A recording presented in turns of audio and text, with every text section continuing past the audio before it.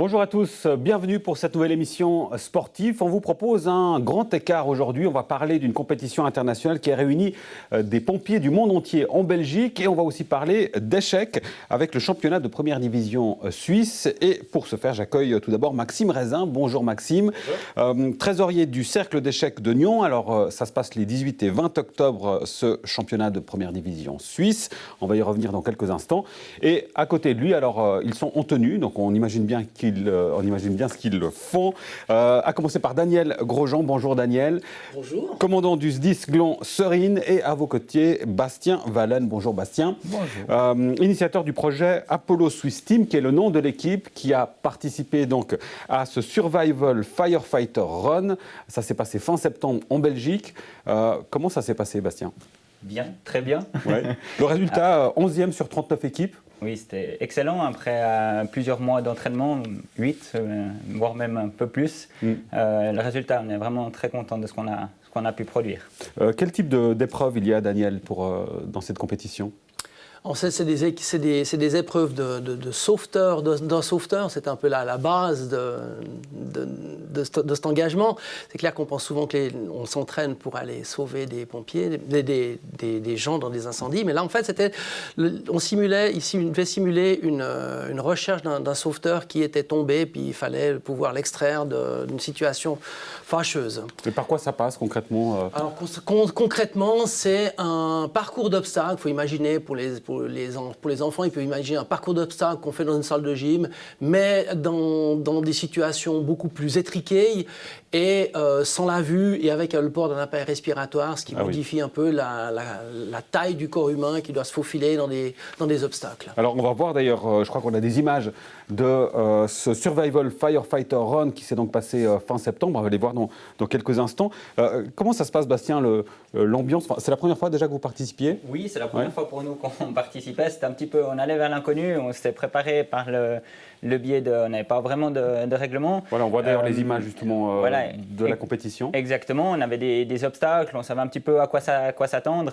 Donc il y a des critères de sécurité sur lesquels on est jugé. Et puis on a deux gros points, c'est le temps par laquelle on va mettre pour atteindre la victime ou la personne. Et puis la deuxième chose qui est très importante, c'est la consommation d'air. Et à la fin du parcours, on était vraiment jugé sur la quantité d'air qu'on avait consommé. Ça, c'est un atout primordial, c'est de pouvoir tenir le plus longtemps possible en faisant l'effort qui est constant.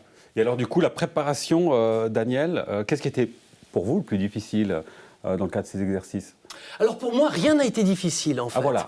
Parce que moi en fait, mon rôle se cantonnait à leur offrir des conditions favorables pour que l'équipe puisse s'entraîner. C'était le coach. C'était l'ombre, c'était la main invisible de Bertrand Piccard. Ah, magnifique. Mais alors, qu'est-ce qui a été le plus difficile pour votre équipe ? Alors pour son équipe, je pense que c'est un entraînement qui s'est effectué sur la durée.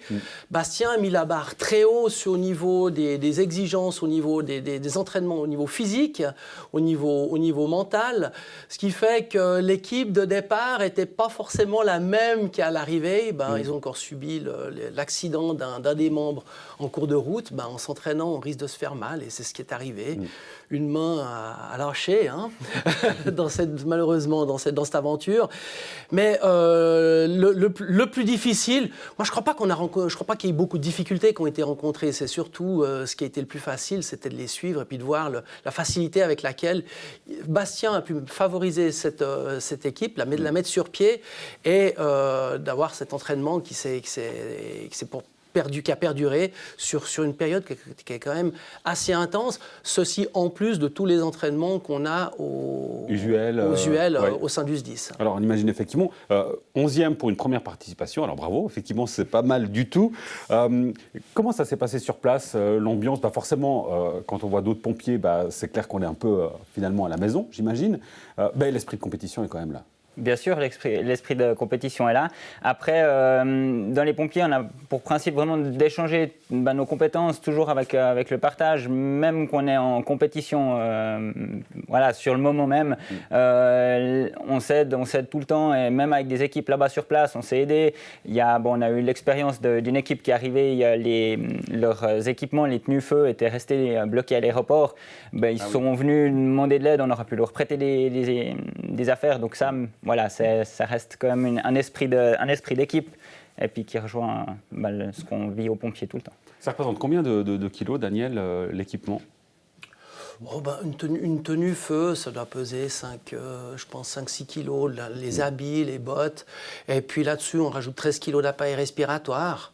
Ça pèse son poids, quoi. Ouais, ça pèse son poids, ouais. Oui. Surtout vu les conditions, ça, effectivement, ça rajoute évidemment pas mal de difficultés. On va revenir tout à l'heure à cette compétition, et plus particulièrement au métier de pompier aussi d'ailleurs, mais un mot sur les échecs avec Maxime sur cette double ronde centrale du championnat de première division suisse qui se tient, je l'ai dit, les 19-20 octobre. J'aimerais que vous nous expliquiez déjà ce que c'est qu'une double ronde. Alors une double ronde, c'est très simple. En fait, c'est 2 parties qui sont jouées sur le même week-end avec toutes les équipes qui sont réunies au même endroit pour éviter des problèmes de transport et voilà. Et donc il y a en tout 80 joueurs qui participent. À peu près, il y a 8 joueurs par équipe et on a en fait un groupe de 20 joueurs qu'on peut faire jouer. Du coup, c'est entre 8 et 16 joueurs différents. Et alors, les échecs, évidemment, c'est un sport qui est très connu, millénaire même. Là, en l'occurrence, au cercle d'échecs de Nyon, vous êtes combien ? On est 115 membres, ça fait un peu plus de 100 ans qu'on existe et du coup on se réunit que les jeudis et les samedis, principalement pour les juniors le samedi et principalement pour les actifs le jeudi. Et vous parlez des juniors, si vous devez donner quelques arguments pour qu'un jeune se lance intègre l'association, quelles sont peut-être les prédispositions à avoir et qu'est-ce que permet de... Il n'y a pas de prédisposition à avoir particulièrement, même ne pas connaître les règles, c'est pas un problème, juste si tu veux battre ton papa, viens t'entraîner. Ah voilà, ça c'est un excellent argument. Comment ça se passe concrètement ? Alors on parlait d'esprit de compétition à l'instant avec Bastien. C'est le cas aussi forcément dans un championnat comme celui-ci. C'est le cas aussi, il y a l'esprit d'équipe aussi qui revient, parce qu'on joue avec 8 collègues aussi. Et l'esprit de compétition est très fort, et surtout que cette année, la double ronde est quand même assez difficile, parce qu'il y a 4 équipes qui sont pour la lutte pour le titre. Et du coup, il y a beaucoup de tension, beaucoup d'esprit d'équipe, et voilà. Et la préparation, c'est quoi ? C'est des entraînements forcément aussi ? À ce niveau-là, c'est plus des analyses de parties de nos potentiels adversaires. Et regarder ceux qui jouent, regarder les tactiques, regarder leur philosophie de jeu. Et voilà, c'est un peu comme ça qu'on se prépare. Et oui, bien sûr, il y a une révision des ouvertures, ce qu'on appelle, du coup, les débuts de jeu. Et un entraînement tactique, du coup, refaire des problèmes d'échecs pour trouver le bon coup au bon moment. Et on parle beaucoup, alors c'est le cas dans beaucoup d'autres disciplines, mais en l'occurrence, la question du numérique pour les échecs, on se souvient, ça date déjà maintenant, du premier ordinateur qui a battu un humain. Aujourd'hui, on est très loin, on peut dire, l'ordinateur est plus fort que l'humain aujourd'hui. Il est largement plus fort que l'humain et je pense honnêtement que l'humain ne le rattrapera jamais. Mais il y a un côté positif à tout ça. C'est motivant, j'allais dire. Non, mais il joue largement mieux. On a un classement Elo, en fait. C'est un peu comme le classement ATP. Chaque partie rapporte des points. Et l'humain doit être à peu près. Enfin, l'humain est à 2800 pour les meilleurs, 2900. Et l'ordinateur est à 3300, ce qui est un écart beaucoup trop grand et qu'on ne rattrapera sûrement jamais. Et j'imagine que cet écart va aller en grandissant forcément. Effectivement, en grandissant, la technologie s'améliore. Mais il y a quelque chose de positif là-dedans, c'est que ça apprend beaucoup de choses sur les échecs à l'humain et ça lui ouvre d'autres ouvertures, d'autres jeux et d'autres idées. C'est notamment, parce qu'on en parlait tout à l'heure avant l'émission, vous avez rencontré Kasparov dernièrement, je crois qu'il était du côté de l'EPFL, et il en a parlé justement de ce duel, si on peut dire, entre hommes et machines. Effectivement, il en a parlé, il était encore un peu blasé de sa défaite contre Deep Blue il y a très très longtemps de ça. Il l'a toujours au travers de la gorge. Il l'a toujours au travers de la gorge, je pense. Mais le message de sa conférence était vraiment quelque chose de positif. On ne peut que s'améliorer avec la machine et je pense qu'il a raison pour le domaine des échecs. Alors, je fais une petite parenthèse. Du côté des pompiers, on parle du numérique, de la machine.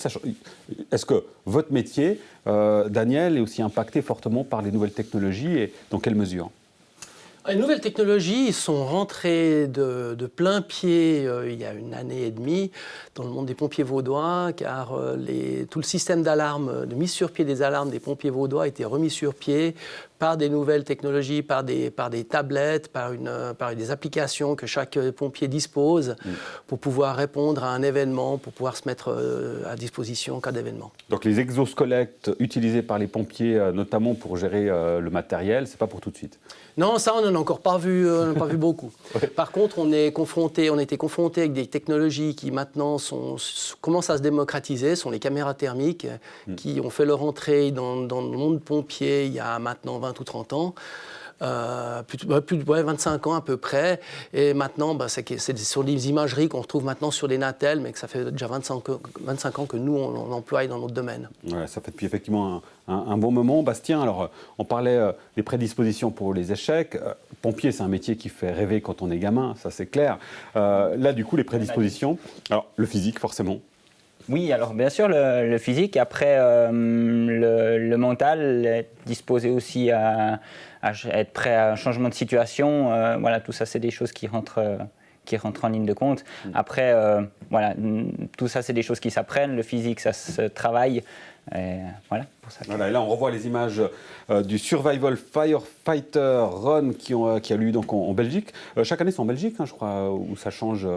Il y en a un petit peu partout, partout en Europe. Il y a trois places, il y a le Portugal, la France et la Belgique. Voilà, et on va préciser que les vainqueurs de ce championnat sont les Français. Champions du monde, encore une fois, donc, en l'occurrence, pour cette compétition. Il y avait en tout donc, 39 équipes qui participaient. Est-ce qu'il y a des changements vous percevez, Bastien ou Daniel, des changements de culture d'un pays à l'autre, pas de culture du pays, mais de culture dans l'approche du métier, Daniel? Oui, alors fondamental. Ouais. Enfin, l'approche reste quand même la même, mais c'est vrai que les points de contrôle, les points sur lesquels les sensibilités sont différentes. Par exemple. Alors, on a vu il y avait une équipe qui était iranienne qui découvrait un peu toute la sécurité, qui pour eux, vraisemblablement, c'était un peu un nouveau monde pour eux, pour ça.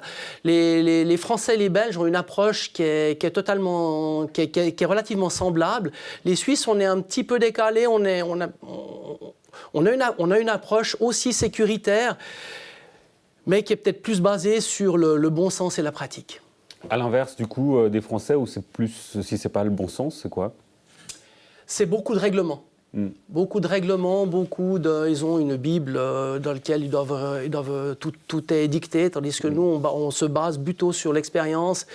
Sur les expériences acquises et du bon sens, je dirais même que des fois c'est un peu le bon sens agricole qui prédomine, près de terrien, mais qui apporte des solutions simples et pragmatiques. Alors, autre sport universel, c'est évidemment les échecs. Et pour le coup, effectivement, Maxime, là, on parlait de changement de culture venant d'un pays à l'autre. Les échecs, est-ce qu'on sent une approche différente selon qu'on vient, je sais pas, des États-Unis, de Russie ou d'Europe? J'ai pas l'impression. Après, dans la formation, il y a des pays qui sont beaucoup plus développés et qui ont beaucoup plus de jeunes. Lesquels? La Russie, l'Inde, des pays comme ça, qui sont plus dans leur culture. Ouais. Et après, l'approche même sur les échecs, il n'y a pas vraiment de différence entre pays. Et du coup, c'est, je le disais, 19-20 octobre pour cette double ronde centrale du championnat de première division suisse. Qu'on comprenne le classement par rapport à ces championnats, comment ça se passe? C'est par équipe, donc par club? C'est par club, effectivement, et après, ça se joue par c'est une équipe de 8 joueurs, et on calcule les points. Si vous gagnez la partie, c'est 1 point, une nulle, c'est un demi-point, si vous perdez, c'est 0. Et après, on fait la somme de tous ces points, et seule l'équipe qui a le plus de points gagne. Et les meilleurs du monde, ça reste les Russes aujourd'hui? Non, le meilleur du monde est norvégien. Il s'appelle Magnus Carlsen, il est un peu plus vieux que moi, mais c'est le meilleur du monde. Et là, on voit des images d'archives de NRTV d'une partie d'échecs. Si vous deviez, Maxime, nous parler de votre meilleur coup. De meilleurs coups. Oui.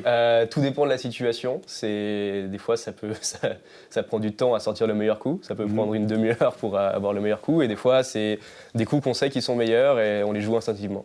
Et alors, la qualité première, parce qu'on se dit pour les échecs, c'est très stratégique évidemment, mais il y a quelque chose qui est extrêmement important, c'est la patience. Effectivement, je pense que c'est la qualité première, surtout dans les parties classiques comme la double ronde, où la contrainte de temps est très grande. On joue sur 1h30 pour les 36 premiers coups, plus 30 secondes par coup, et après encore des incrémentations de temps. Et ça donne des parties très très longues, et faut être patient et surtout être longtemps concentré et avoir la possibilité de se concentrer longtemps. Et ça, c'est effectivement le challenge. On n'a pas dit où se passait ce championnat? C'est à l'hôtel Best Western. À Lausanne? Non, à Chavannes. À Chavannes, Chavannes de Bogy, sauf erreur, Effectivement. où a lieu, donc c'est pas loin en plus, alors raison de plus pour y assister, pour le public évidemment, et bienvenue, notamment pour encourager Maxime, qui participera à cette double ronde. Et puis alors pour les pompiers, est-ce qu'on est déjà sur l'année prochaine, Bastien? On y a pris goût, j'ai l'impression qu'on y a pris goût là. On y a pris goût, oui. Actuellement, là, on prend le temps un petit peu de récupérer les semaines d'entraînement, de retrouver un peu la maison. Oui. Et puis là, on va se réorganiser pour 2020. En tout cas, je vois Daniel qui fait oui de la tête. Daniel, il est déjà parti. Hein. Il n'y a pas de doute. Merci beaucoup, Bastien Valène et Daniel Grosjean. Merci également à Maxime Raisin pour votre participation. Merci à vous pour votre fidélité. À très bientôt sur NRTV. Ciao.